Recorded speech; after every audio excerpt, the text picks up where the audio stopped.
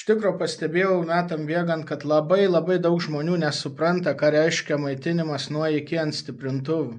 Paprasta, jeigu turi mažiau voltažo, o garsiakalbio varža nekinta, atidavimas į tą garsiakalbį mažės, mažiau voltų, kaip sakant, kaip lemputėj, jeigu labai paprastai lemputėj pajunkim mažą voltažą, 12 voltų lemputę prijunkim ant 6 voltų, tai jį vos švies. O kaip va šitą pasižiūrėt? Rimtesni gamintojai dažniausiai labai nedaug pagražina šitą puslapį. Aišku, žiūrim grafikėlį su 1 procentu, ne su 10 ar ten 105 procentais. Užmaitinkim, tarkim, 18 voltų, va čia, kaip matom, labai preciziškai galiu parodyti.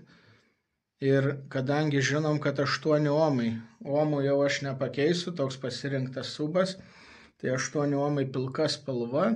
Ir pažiūrim čia, PM čia 0,25, oi blemba, 25 vatų net nesieks tas stiprintuvas. Tai va, tai būdavo žmonės pasijungia kažką su plačiu maitinimo diapazonu ir sako, visai nėra galios, tai kaip jos bus, jeigu maitinam minimum ar ten pasijungiam 24 voltus, vis tiek ten toli gražu, ten 3 vatų tik. O pažiūrėkit, kas būna ant 50. Opa, jau kur nueinam.